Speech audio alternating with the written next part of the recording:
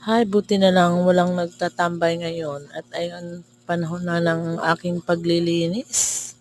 Ayan nga mga day at malamig ang panahon. Siguro nagsitago yung mga tambay dito. Buti na nga lang at wala pa sila at niyan nakapaglinis ako ng maayos. Ayan, plano ko sana mga day na isemento yung buong